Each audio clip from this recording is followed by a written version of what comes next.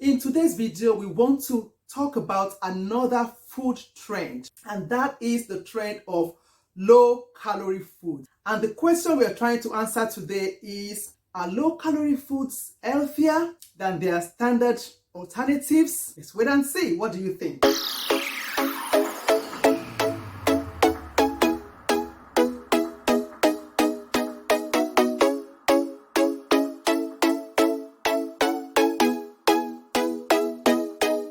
Hello, welcome to my channel, Food Decoded, where I help you to reset your relationship with food, eat healthy, lose weight, and keep it off. My name is Yemi Fadipe, and I am so grateful that you've decided to stop by on my channel today.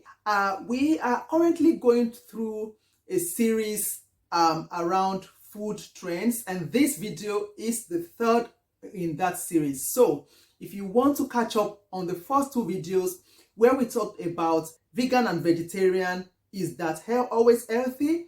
Organic food, are those always healthy? Then use the link above to catch up on those videos. Tell me in the chat what you think about this. Now, if you followed my videos and if you're up to date with healthy eating and all the weight loss things, you would know that it is an established fact that when we consume excess calories more than we are burning, we tend to gain weight. And one of the very proven strategies to lose weight is to burn more calories than you are storing. If you want to find out more about how to lose weight and manage your calories, I dealt with this extensively in my book, The Weight Loss Code, which is available on Amazon. Of course, there are so many factors that contribute to weight loss, and there are so many factors that actually contribute to weight gain. And addressing all of these multifactorial issues,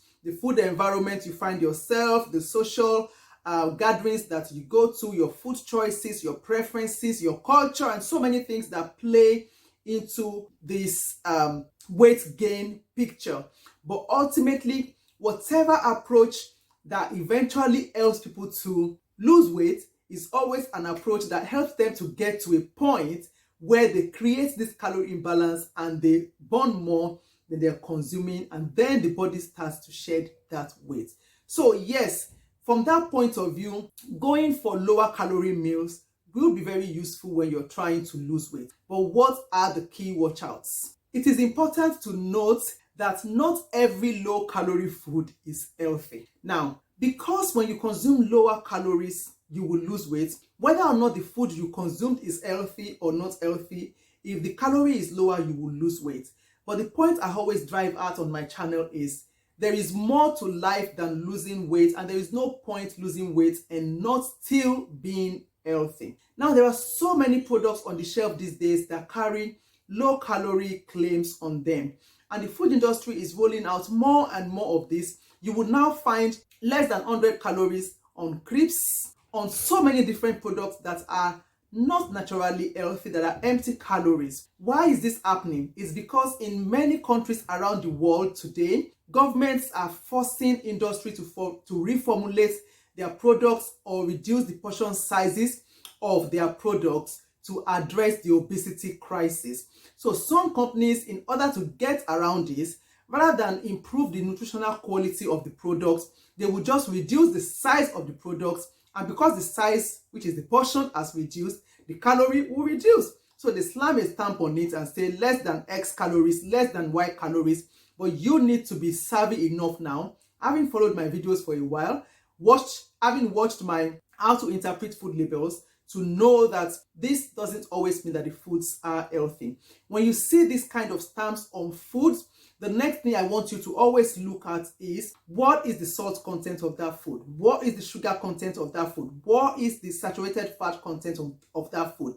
If any of those are high, then irrespective of whether it's low calorie or not, that product is still not healthy for you. When choosing low calorie foods, it is important to ensure that the low calorie foods that you're choosing are the healthy ones. There are some food items that are naturally lower in calories, that are naturally less dense in calories. We're talking here about fruits and vegetables, foods that fill you sooner, with very little calories. So you've eaten a big mass, you're already full, but the amount of calories you're taking in is not that much. Fruits and vegetables are really top on the list in that category. White meat is generally lower calorie than red meat. White fish is generally lower calorie than oily fish. So there are actually quite a lot of natural everyday food produce that are naturally low in calorie. And if you want to go for a low calorie diet,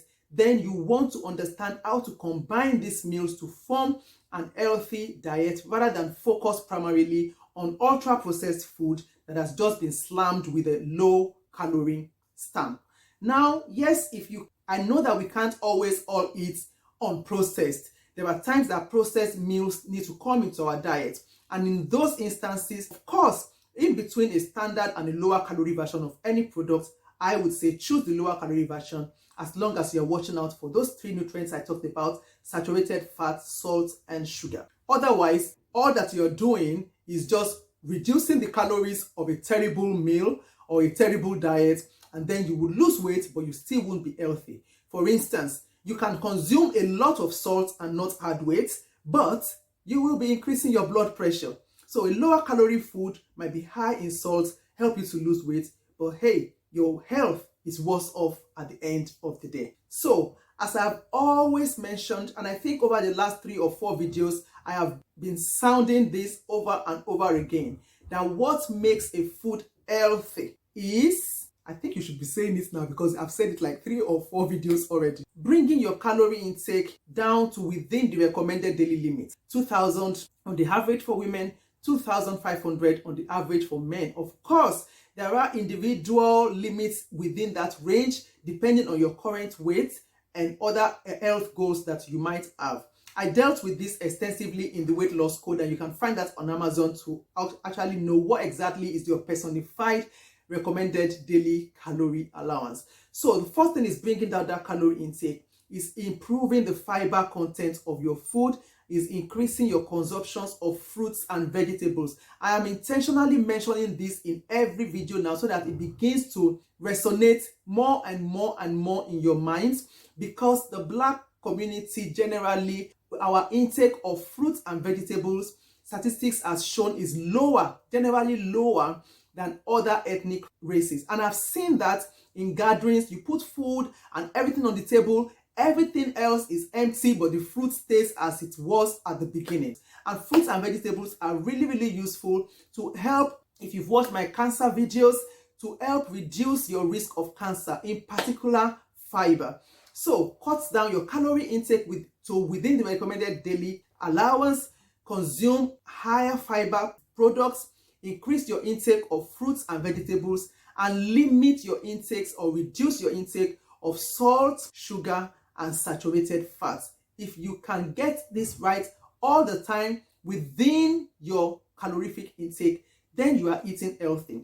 So if you must choose lower calories because you are trying to lose weight, then choose lower calorie foods that meet this criteria that I've mentioned. So what would I be asking you to do today? Of course, it is the right thing to do to reduce your excessive calorie intake if you are obese or overweight. But in order to do it right and still be able to consume balanced, healthy meals, I would advise that you get the weight loss code on Amazon, because I dealt with how to consume lower calories but still be eating a balanced diet extensively in that book. The other thing I will be calling you to do today is to go back to watch my video on how to interpret food labels, so that when next you see a product that has the stamp low calorie, less than 100 or 20 or 120 calories slammed on it, you are able to actually separate the truth from the white noise. I hope you found this useful. I'm trying to keep these videos shorter than they used to be.